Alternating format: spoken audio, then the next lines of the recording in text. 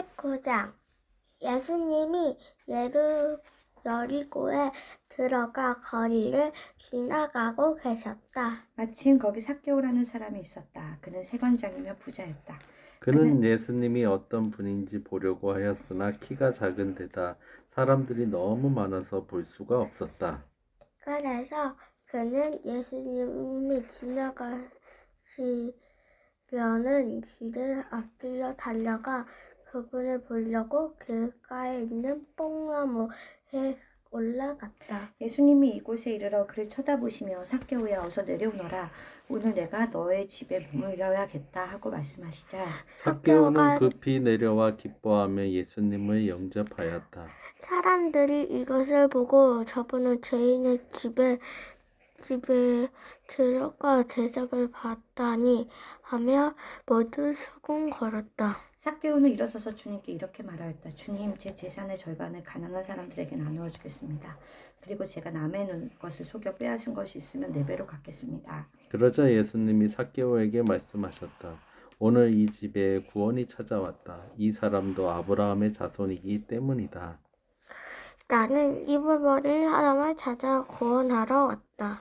예수님이 예루살렘 가까이 오셨고 또 사람들은 하나님의 나라가 곧 나타날 것으로 생각하고 있었기 때문에 예수님은 그들의 이 말씀을 듣고 있을 때 비유를 들어 다시 말씀하셨다. 어떤 귀족이 왕위를 받아오려고 먼 나라로 가게 되었다. 그래서 그는 10명의 종을 불러 한 뼘씩 나누어 주며 내가 돌아올 때까지 이 돈으로 장사하라 하였다. 그러나 그의 백성은 그를 미워하여 대표단을 따라 보내 우리는 이 사람이 우리 왕이 되는 것을 원하지 않습니다 하였다. 그 귀족은 왕위를 받아 가지고 돌아와서 돈을 맡긴 종들이 장사를 어떻게 했는지 알아보려고 그들을 불렀다. 그러자 첫 번째 종이 와서 주인님 저를 한 탓으로 10탓으로 한 문화로 10문화를 벌었습니다 하고 말하였다. 그래서 주인이 그에게 잘하였다 착한 종아 내가 아주 작은 일에 충성하였으니 내게 10도슬이 다스리는 권한을 주겠다 하였다. 두 번째 종은 와서 주인님 저는 한 문화로 5문화를 벌었습니다 하고 말하였다. 그래서 주인이 그에게 내가 5도시를 다스리는 권한을 주겠다 하였다. 그런데 다른 종은 와서 이렇게 말하였다. 주인님, 주인님의 한 문화가 여기 있습니다. 내가 이것을 수건에 싸서 잘 간수하였습니다. 주인님은 지독한 분이시기 때문에 내가 주인님을 두려워하여 그렇게 했습니다. 주인님은 남의 것을 빼앗아 가고 심지도 않는 것을 거둬들이십니다. 그러자 주인은 그에게 이 악한 종아 내가 내 말로 너를 판단하겠다. 너는 내가 남의 것이나 빼앗고 심지어 않는 것을 거두어 들이는 지독한 사람인 줄 알았느냐? 그렇다면 왜 내 돈을 은행에 맡기지 않았느냐? 그렇다면 내가 돌아올 때 이자와 원금을 함께 받을 수 있지 않았겠느냐? 그러고서 주인은 곁에 선 사람들에게 그에게서 한 문화를 빼앗아 10문화 가진 사람에게 주어라 하고 말하였다. 그러자 사람들이 주인님 그에게는 이미 10문화가 있습니다 하였다. 그래서 주인이 대답하였다. 내가 너희에게 말하지만 누구든지 있는 사람은 더 받을 것이고 없는 사람은 있는 것마저 빼앗길 것이다. 그리고 너희는 내가 왕 되는 것을 원치 않던 저 원수들을 이리 끌어다가 내 앞에서 죽여라. 예수님이 이 말씀을 하시고 앞장서 예루살렘으로 향해 가셨다. 감난삭 기슭 벳바게와 베다니에 이르렀을 때 예수님은 두 제자를 보내시며 이렇게 말씀하셨다. 너희는 맞은편 마을로 가거라. 거기에 가면 아무도 타보지 않은 나귀 새끼 한 마리가 매어 있을 것이다. 풀어서 이리 끌고 오너라. 왜 나귀를 푸십시오 하고 묻거든 주님이 싫습니다 하여라. 그들이 가보니 예수님이 말씀하신 대로 나귀 새끼가 매어 있었습니다. 그래서 그들이 나귀 새끼를 풀자 주인이 왜 나귀 새끼를 푸시오 하고 물었다. 제자들이 주님이 싫습니다 하고 그 나귀를 끌고 와 자기들의 겉옷을 나귀 등에 펴고 예수님을 태웠다. 예수님이 나귀를 타고 가시자 사람들은 겉옷을 벗어 길에 폈다. 예수님은 담난산 비탈길 가까이 오셨을 때 수많은 백성들이 제자들이 자기를 본 기적에 대하여 기쁜 소리로 하나님을 찬양하며 주의 이름으로 오시는 왕이여 복이 있다. 하늘에는 평화 가장 높은 곳에는 영광하고 외쳤다. 그러자 군중 가운데 끼어 있던 몇몇 바리새파 사람들이 예수님께 선생님 당신의 제자들을 책망하십시오 하였다. 내가 너희에게 말하지만 이 사람이 잠잠하면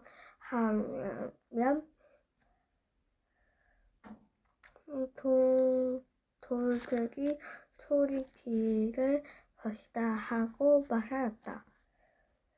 말씀하셨다. 예수님은 예루살렘에 가까이 오셔서 그 도시를 바라보고 우시면서 이렇게 말씀하셨다. 너도 하늘에 오늘날 너에게 평화를 가져다 주는 것이 무엇인지 알았더라면 좋았을 텐데 그러나 지금 그것이 너에게 숨겨져 있구나. 내 원수들이 너를 창에 두고 쌓고 사방으로 너를 포위하여 너와 내 자녀들을 완전히 멸망시키고 돌 하나도 그대로 남겨두지 않을 때가 올 것이다. 이것은 하나님이 너에게 찾아온 때를 내가 알지 못했기 때문이다. 예수님은 성전에 들어가 장사하는 사람들을 쫓아내시며 내 성전을 기도하는 집이다 하고 성경에 쓰여 있는데 너희는 이 집을 강도의 소굴로 만들었다 말씀하셨다. 예수님이 날마다 성전에서 가르치시자 대제사장들과 율법학자들과 백성의 지도자들이 예수님을 죽이려고 하였다. 그러나 모든 백성이 예수님의 말씀을 열심히 듣고 있었기 때문에 그들은 어떻게 할 수가 없었다. 어느 날 20장 어느 날 예수님이 성경에서 사람들을 가르치며 기쁜 소식을 전하고 계셨는데 그때 바리새파와 율법학자 자들이 대제사장들과 율법학자들이 장로들과 함께 예수님을 찾아와서 당신이 무슨 권한으로 이런 일을 하는지 또 누가 당신에게 이런 권한을 주는지 우리에게 말하시오 하였다. 그래서 예수님은 이렇게 말씀하셨다. 나도 한 가지 물어보겠다. 요한의 세례가 하나님에게서 왔느냐 아니면 사람에게서 왔느냐. 그러자 그들은 만약 하나님에게서 왔다고 하면 왜 그를 믿지 않았느냐 할 것이고 그렇다고 사람에게서 왔다고 하자니 백성들이 요한의 예언자로 인정하고 있으므로 그들이 우리를 돌로 칠 것이다 하고 서로 의논하다가 우리는 그것이 어디서 왔는지 모르겠어 하고 대답하였다. 그래서 예수님은 그들에게 나도 무슨 권한으로 이런 일을 하는지 말하지 않겠다 하고 말씀하셨다. 그러고서 예수님은 군중들에게 이런 비유를 말씀하셨다. 어떤 사람이 포도원을 만들어 농부들에게 세 주고 오랫동안 먼 나라에 가 있었다. 포도철이 되어 주인이 자기 몫의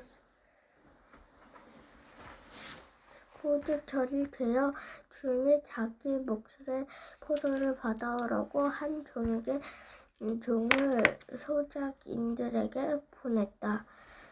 그러나 소작인은 그를 때려 그냥 돌려보냈다.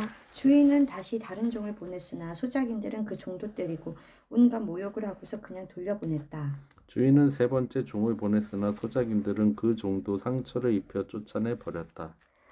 그러자 포도원 주인은 어떻게 할까?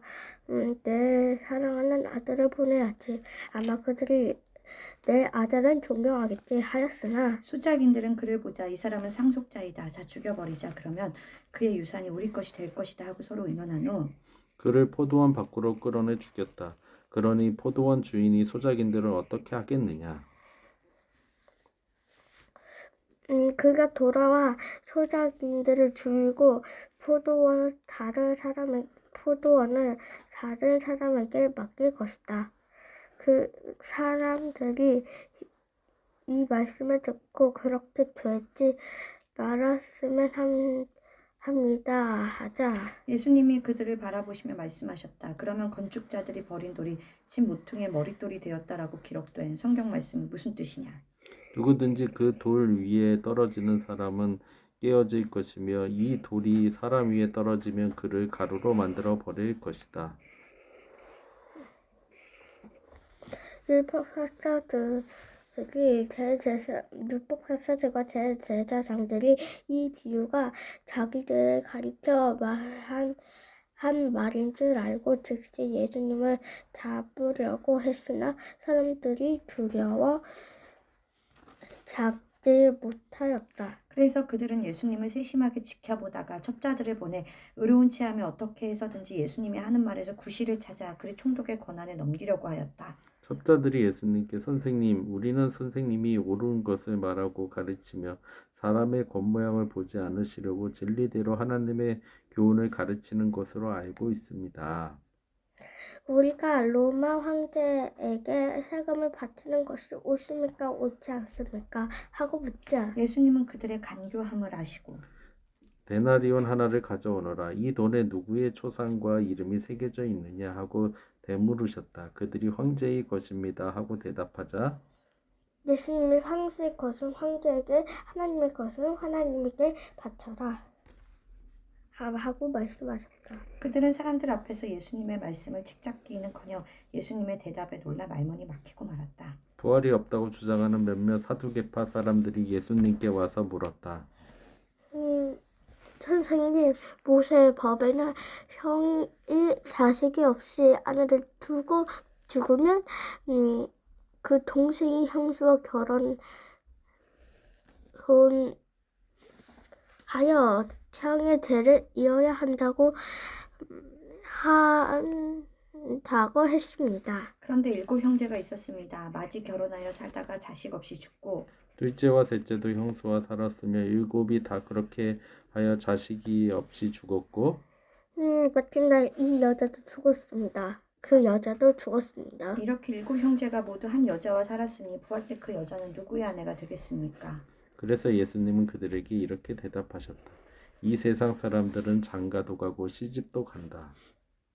그러나 죽었다가 다시 부활하여 하늘나라에 살 자격이 인정된 사람은 장가도 시집도 가지 않는다. 그들은 천사들과 같아서 다시 죽을 수도 없다. 그들은 부활한 자들이므로 하나님의 자녀들이다. 죽은 사람들의 부활에 대해서는 모세도 떨기나무 기사에서 주를 아브라함의 하나님, 이삭의 하나님, 야곱의 하나님이라고 하였다. 하나님은 죽은 사람들의 하나님이 아니라 살아있는 사람들의 하나님이시다. 하나님은 보기에 모든 사람이 살아있는 것이다. 그때 율법학자 몇 사람이 선생님 옳은 말씀입니다 하고 말하자 그 사두개파 사람들은 예수님께 감히 더 이상 묻지 못하였다. 예수님은 그들에게 다시 말씀하셨다. 사람들아, 왜 그리스도를 다윗의 자손이라고 하느냐? 다윗이 시편에서 직접 하나님이 나의 주님에게 말씀하셨다. 내가 내 원수들을 내 발 앞에 굴복시킬 때까지 너는 내 오른편에 앉아 있거라 하였다. 다윗이 이렇게 그리스도에게 주라고 불렀는데 그리스도가 다윗의 후손이 되겠느냐? 모든 사람들이 말씀을 듣고 있을 때 예수님은 제자들에게 이렇게 말씀하셨다. 너희는 율법학자들을 주의하여라. 그들은 긴 옷을 입고 다니기를 좋아하고 시장에서 인사받는 것과 회당의 높은 자리와 잔치 자리의 특석을 좋아한다. 그들은 과부의 제사를 가로채고 사람들 앞에 거룩해 보이려고 길게 기도한다. 이렇게 사람들이 더욱 무서운 심판을 받게 될 것이다. 아멘. 아멘. 아멘.